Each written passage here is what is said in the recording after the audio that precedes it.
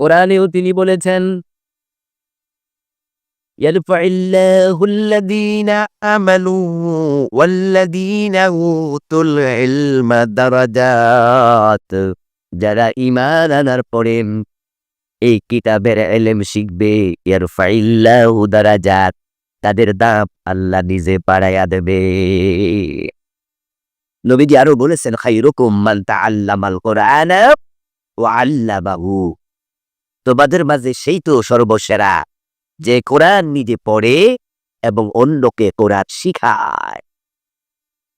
আমার প্রিয় ভাইয়েরা, কোরআনের সাথে সম্পৃক্ত হওয়ার কারণে, কোরআনের দায়ী, কোরআনের প্রতি মানুষকে আহ্বান করার কারণে আমরা বাংলাদেশে একজন মানুষকে সবাই চিনি, আল্লামা সাঈদী রাহিমাহুল্লাহ। ওনার যে আকাশচুম্বী জনপ্রিয়তা, সম্মান, এমন সম্মান ব্যক্তি পর্যায়ে বাংলাদেশে দ্বিতীয় কারো নাই। এই সম্মান ওনার চেহারার কারণে নয়। ওনাকে যে আমরা এরকম ভালোবাসি, ওনার মৃত্যুর রায় যেদিন দিল, ফাঁসির অর্ডার দিল, 100-র উপরে মানুষ শাহাদাত বরণ করল, সারা দেশ অচল করে দিল। আচ্ছা, ওনার সাথে কি মানুষগুলোর আত্মীয়তার সম্পর্ক ছিল? এবং যে মানুষগুলো তার জন্য জীবন দিয়ে দিল, এই মানুষগুলোর কাছে ব্যক্তিগতভাবে উনি অনেকের সাথে পরিচিত নন, নাম জানেন না, চিনেন না। এই যে আমরা আজকে এখানে যারা আছি, আমরাও তাকে খুবই ভালোবাসি, কারণ ওনার চেহারা নয়, উনি আমাদের আত্মীয়তাও নয়, কারণ শুধু একটাই, বাংলাদেশে উনি আল্লাহর কোরআনের সবচেয়ে বড় দায়ী, সবচেয়ে বড় আলেম, কোরআনের প্রতি আহ্বানকারী। আল্লাহ তাআলা কোরআনের সাথে যারা সম্পৃক্ত হয় তাদের দাম বাড়িয়ে দেন। আবার যারা কোরআনের বিরোধিতা করবে, কোরআনের উল্টা চলবে, রাসূলুল্লাহ বলেন, ওয়ায়াদাউ বিহি আখারিন, আরেক দল মানুষকে আল্লাহ অপমানিত করবে। গত 15টা বছর যারা এই দেশে ধারাবাহিকভাবে ক্ষমতায় ছিল, অর্থ, ভিত্ত, ক্ষমতা, লোকবল, জনবল, প্রশাসন, সব যাদের সাথে ছিল, এই মানুষরা অগাস্টের 5 তারিখে বেজ্জতি হইয়া দেশ থেকে পালাবেন কেন? কোন কারণ? আজকে সারা দেশের কোথাও তারা পরিচয় দিতে পারে না, এতটা হীন হয়ে গেল, মানুষের কাছে এতটা ছোট হয়ে গেল। আমি মনে করি কারণ সবচেয়ে বড় যেটা, সেটা হলো বিগত 15 বছরে তারা আল্লাহর কোরআনওয়ালাদের সাথে সবচেয়ে বেশি দুশ্মনী করেছে। আল্লাহ তাই তাদেরকে লাঞ্ছিত করেছে, অপমানিত করেছে। এ কোরআনের সাথে যে বন্ধুত্ব করবে তার সম্মান আল্লাহ বাড়িয়ে দেবেন। এই কিতাব এমন এক কিতাব যেটা যেই রাতে নাজিল হলো, ওই রাতের দাম 1000 মাসের চেয়ে বেড়ে গেল। যেই নবীর উপর নাজিল হলো, সেই নবী সেরা নবী হয়ে গেলেন। যে উম্মতের উপর নাজিল হলো, সে উম্মত কুনতুম খায়রা উম্মাহ, সব উম্মতের মাঝে সেরা। কম দামি কাপড় যদি কোরআনের গিলাফ হয়ে গায়ে লাগে, সেই কাপড়ের দাম বেড়ে যায়। কম দামি কাঠ যদি কোরআনের রেয়াল হয়ে যায়, কোরআনের গায়ে লাগলে সে রেলের দাম বেড়ে যায়। সুতরাং আমরা যদি সম্মানিত হতে চাই দুনিয়া এবং আখিরাতে, কোরআনের সাথে বেশি বেশি সম্পৃক্ত হওয়া প্রয়োজন আছে না নাই? আপনাদেরকে আমি আজকে সে কোরআনের প্রতি আহ্বান করছি। যে মানুষগুলো কোরআন পড়ে না তারা হতভাগা। এজন্যই তো বাংলাদেশের একজন পণ্ডিত মানুষ, আমার জানা মতো উনার মতো এত ভাষায় পণ্ডিত বাংলাদেশে দ্বিতীয় কোনো মানুষ নেই, যিনি 18টি ভাষায় পণ্ডিত ছিলেন। বসে যান প্লিজ, আলোচনা চলছে যেহেতু, আপনারা মিছিল বন্ধ করে বসে যান। জি, ধন্যবাদ আপনাদের, বসে যান। মাশাআল্লাহ।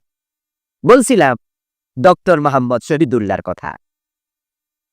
আপনারা বাংলাদেশের শিক্ষিত মানুষ ডক্টর মোহাম্মদ শহীদুল্লাহর নাম জানে না, এমন শিক্ষিত মানুষের সংখ্যা খুব কম। উনি 18টি ভাষায় পণ্ডিত ছিলেন। ভাষা জানা আর ভাষার পণ্ডিত হওয়া এক কথা নয়। আমাদের দেশে যারা রিক্সা চালায় তারা কোন ভাষায় কথা বলে? কথা বলেন না কেন? যারা রিক্সা চালায় কোন ভাষায় কথা বলে? ওরা কি সবাই বাংলা ভাষার পণ্ডিত? তাহলে ভাষা জানা আর ভাষার পাণ্ডিত্য এক জিনিস না। উনি 18টি ভাষা শুধু জানতেন তা নয়, 18টি ভাষায় তিনি ছিলেন পণ্ডিত। ওই ডক্টর মোহাম্মদ শহীদুল্লাহ রাহেমাহুল্লাহ তিনি এর এক বক্তৃতায় বলেছিলেন, আপনি পৃথিবীর জ্ঞানে যত বড় জ্ঞানী হন, পণ্ডিত হন, যদি আপনি আল্লাহর কোরআনের জ্ঞান, কোরআনের এলেম না শিখেন, কোরআন না জানেন, তাহলে আমি আপনার নামের পূর্বে জাহেল, মূর্খ শব্দ যোগ করতে যাই।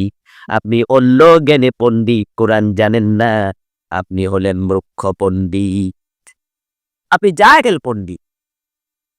এই কোরআন হচ্ছে এলমের আকর, এলমের উৎস। এই কোরআন হচ্ছে মুক্তির একমাত্র কিতাব। যার কাছে কোরআনের এলেম নাই, আল্লাহ তাআলা কোরআন বিহীন, কোরআন জানে না এমন ব্যক্তিকে আখেরাতে অন্ধ বানিয়ে তুলবেন। কোরআন দুনিয়ায় হলো মুক্তি এবং সমৃদ্ধির আলোকবর্তিকা। কোরআনকে জন্য নূর বলা হয়। যে ব্যক্তি কোরআন পড়বে, কোরআন বুঝবে, কোরআন মানবে, আল্লাহ তাআলা তার কলবের মাঝে হেদায়াতের নূর দেবেন। আর যারা কোরআন পড়বে না, কোরআন বুঝবে না, কোরআন মানবে না, তার অন্তরটাকে আল্লাহ তাআলা গোমরা বানিয়ে দেবেন। হাশরের ময়দানে তাকে অন্ধ বানিয়ে তুলবেন। রাসূলুল্লাহ সাল্লাল্লাহু আলাইহি ওয়াসাল্লাম হাশরের ময়দানে আল্লাহ তাআলার কাছে যারা কোরআন পড়েনি, কোরআন বুঝেনি, কোরআন মানেনি, তাদের বিরুদ্ধে মামলা দায়ের করবেন।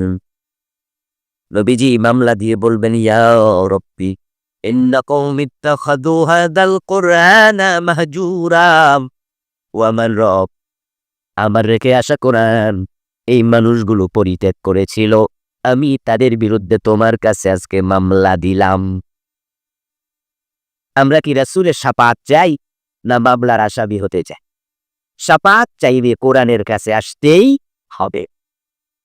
এ কোরআন আল্লাহ তাআলা এমন একটি যুগে প্রিয় নবীজির উপর নাজিল করলেন যে যুগের নাম ছিল আইয়ামে জাহিলিয়া, অন্ধকার যুগ। যেই যুগের মানুষগুলো এতটাই নিচে নেমেছিল, যার নিচে নামার কোনো জায়গায় হয়তো ছিল না। সেই যুগের মানুষগুলোর ভিতর মনুষ্যত্ব ছিল না। চুরি, ডাকাতি, রাহাজানি, চিন্তায়, খুন, ধর্ষণ, অপহরণ সহ এমন কোনো অপরাধ ছিল না যা তারা করে নাই। ছেলে মেয়ে, মা বাবা এক জায়গায় বসে মদ পান করত। বাবা নিজের মেয়েটাকে জীবিত মাটির নিচে পুঁতে দিত। যুবতী লালীকে রাস্তায় পেলে দিবালোকে ধর্ষণ করত। যুবতীর বাবা চোখের পানি ছেড়ে দিয়ে কাঁদত। বিচার পাওয়া দূরের কথা, বিচার চাওয়ার কোনো জায়গাও ছিল না। তামাম দুনিয়ার মানুষগুলো আপাদমস্তক অন্ধকারে নিমজ্জিত। আল্লাহ তাআলা সেই যুগে নবী মুহাম্মদ সাল্লাল্লাহু আলাইহি ওয়াসাল্লামের কাছে এ কোরআন পাঠায়া বললেন, কিতাবুন আনজালনাহু ইলাইহি, ও নবীজি আমি আপনার কাছে কোরআন পাঠাইছি, লিতুখরিজান নাসা মিনাজ যুলুমাতি ইলান নূর। এই কিতাবের মাধ্যমে এই মানুষগুলোকে অন্ধকার থেকে আলোর পথ দেখাইয়া দেয়। নবীজি মুহাম্মদ সাল্লাল্লাহু আলাইহি ওয়াসাল্লামের বয়স যখন 17 বছর ছিল, তিনি তখনই মূলত সমাজ সংস্কারে আত্মনিয়োগ করেন। ডানে বামে সামনে পিছনে তাকিয়ে দেখেছেন তামাম দুনিয়ার মানুষগুলো অন্ধকারে ডুবে আছে। ওই অন্ধকারে ডুবে থাকা মানুষগুলোকে অন্ধকার থেকে আলোর পথ দেখানোর জন্য 17 বছর বয়সে মক্কার কিছু মানুষকে সাথে নিয়ে, যুবকদেরকে সঙ্গে নিয়ে আল্লাহর হাবিব এবং মক্কার যারা ভিআইপি কিছু মানুষ, তাদের নেতৃত্বে একটি সংগঠন কায়েম করা হয়েছিল, যার নাম ছিল হিলফুল ফুদুল। আল্লাহর হাবিব 17 বছর বয়সে ওই হিলফুল ফুদুলের দায়িত্ব নেন। যুবকদেরকে সাথে নিয়ে সমাজ সংস্কারের জন্য মানুষের কাছে গিয়ে বলতে থাকেন, মদ পান করো না, চুরি ডাকাতি করো না, রাহাজানি চিন্তায় ছেড়ে দাও, মেয়েদেরকে জীবিত কবর দিও না। দাওয়াত দিলেন, মানুষকে বুঝালেন, বললেন। বলতে বলতে প্রিয় নবীর বয়স হয়ে গেল 40। 23টা বছর চলে গেল। 40 বছর মানুষের জীবনের গুরুত্বপূর্ণ একটি সময়। প্রিয় নবীজি পিছনে ফিরে তাকালেন, তাকিয়ে দেখতে পান 17 বছর বয়স থেকে 23টা বছর দাওয়াত দিলাম, দেখি রেজাল্ট কি। পিছনে ফিরে হিসাব করে দেখেন রেজাল্ট 0। একটা চোর ভালো হয়নি, কোনো ডাকাত ডাকাতি ছাড়েনি, সমাজের অবক্ষয় সামান্যতম কমেনি। 40 বছর বয়সে কবি ধ্যানমগ্ন হলেন, চিন্তা শুরু করলেন, ভাবতে থাকলেন কি করা যায়, কেন এমনটা হলো। মানুষকে তো বুঝালাম, দাওয়াত তো দিলাম, রেজাল্ট কেন হয় না। আল্লাহর হাবিব ধ্যানমগ্ন হওয়ার জন্য কোট থেকে বের হয়ে জাবালে নূর নামক পাহাড়ের চূড়ায় উঠে কারে হেরার মাঝে ধ্যানমগ্ন হলেন। সেখানে জিবরিল আমিন কোরআন নিয়ে অবতীর্ণ হলেন। কোরআন এসে গেল, ইকরা বিসমি রাব্বিকাল্লাযী খালাক। নবী মুহাম্মদ আপনি রবের নামে পড়ুন। তিনি নবী হলেন। ইয়া আইয়ুহাল মুদ্দাসসির কুম ফানজির ওয়া রাব্বাকা ফাকাব্বির ওয়া সিয়াবাকা ফাতাহহির। এসে গেল ওহী। ও নবীজি মুহাম্মদ দাঁড়িয়ে যান কম। সমাজ যদি পরিবর্তন করতে চান বসে থাকলে হবে না, শুয়ে থাকলে হবে না। সমাজ পরিবর্তনের জন্য মাথা তুলে দাঁড়াতে হবে। নবীজি মুহাম্মদ সাল্লাল্লাহু আলাইহি ওয়াসাল্লাম কোরআন হাতে নিয়ে আবার দাঁড়ায়া গেলেন। মানুষের বাড়ি বাড়ি গিয়ে কোরআনের দাওয়াত দেয়া শুরু করলেন। আবু বকর সাড়া দিল, ওমর সাড়া দিল, ওসমান আলী সহ ১.৫ লক্ষ সাহাবী সবাই কোরআন ধরার জন্য, মানার জন্য অঙ্গীকার করলো। রাসূলের হাতে বায়াত নিল, শপথ নিল। তারা সবাই বলল, ও নবী আপনি যে কোরআন নিয়ে এসেছেন মানব, আপনার কথার বাহিরে চলবো না। সবাই যখন নবীকে মানা শুরু করে দিল, এখন জাহেলিয়াতের অন্ধকার আর নাই। আমার ভাইরা, আলহামদুলিল্লাহ মাঠ পরিপূর্ণ। এখন আপনারা যারা ফাঁকা রাইখা বসছেন, এবার আপনারা একটু ফাঁকা বন্ধ করেন, কারণ বাহিরে এখন ভাইয়েরা দাঁড়িয়ে থাকছে, অনেকে বসার জায়গা নাই। আপনাদের প্রতি আমাদের 30 সেকেন্ড সময়, কারণ সময় আছে মাত্র 20 মিনিট। একটু 30 সেকেন্ডের ভিতরে প্লিজ ফাঁকা জায়গাগুলো ফিল আপ করে ফেলেন। তাড়াতাড়ি তাড়াতাড়ি তাড়াতাড়ি, দেরি করবেন না। তাহলে দিনের বেলায় এই কি হলো মাইকওয়ালা, দিনের বেলায় মাহফিল যে হয় না এটা ঠিক না, হয়। হ্যাঁ, অভ্যাস হলে ঠিক হয়ে যাবে আর কি আসবে। কারণ আজকে যখন আমি আর 20 মিনিট পরে ছেড়ে দেব, তখন আফসোস করে বলবে না ওয়াজটা আর একটু বেশি হইলে ভালো ছিল, আর একটু লম্বা হইলে ভালো ছিল। ইনশাআল্লাহ লম্বা হবে, যেহেতু আবার পরে আবার বক্তা আছে। তবে আমি কিন্তু দেরিতে আসি নাই, আমি আসছি অনেক আগেই, কিন্তু শ্রোতারা দেরি করছে আর কি। যার কারণে স্টেজে আসতে একটু লেট হয়েছে, আমাকে দেরিতে আনা হয়েছে। বসে যান। আবার প্রিয় ভাইয়ারা, বলছিলাম আল্লাহর হাবিব সাল্লাল্লাহু আলাইহি ওয়াসাল্লাম কোরআন যখন পেলেন, তখনকার যুগের নাম ছিল আইয়ামে জাহিলিয়া। আর রাসূলুল্লাহ যখন ইন্তেকাল করেন, তখন সে যুগের নাম ছিল খায়রুল কুরুন। আবার বলছি, আল্লাহর নবী যখন কোরআন পেলেন, তখন যুগের নাম ছিল আইয়ামে জাহিলিয়া। অজ্ঞতার যুগ, বর্বরতার যুগ, তমসার যুগ, অন্ধকার যুগ। যেই যুগে কোরআন আসলো আইয়ামে জাহিলিয়া, অন্ধকার যুগ। এই নাম কেন? ওই যুগে সূর্য আলো দিত না, কি বলা হয়, চাঁদের মাঝে কোনো আলো ছিল না। অন্ধকার যুগ কেন? শীতের অভাব শুনতেছে। মাইকম্যান কোন দিকে? কই, কোন দিকে? কেন কেন করে কেন? আওয়াজ সব করে দেয়, মিষ্টি আওয়াজ দেয়।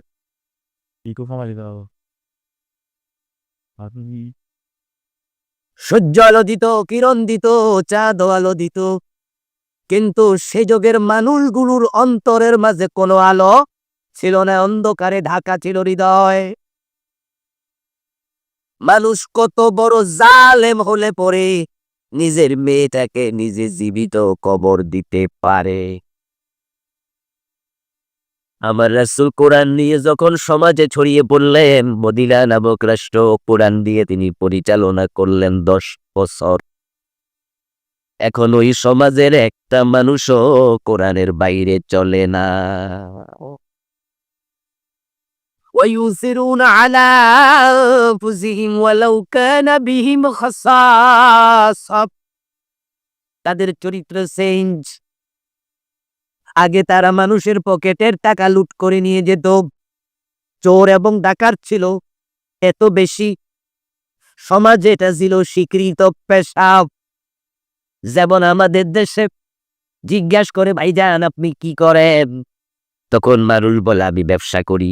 আপনি? আমি চাকরি করি। আপনি? তখন তারা বলতো, আমি চুরি করি।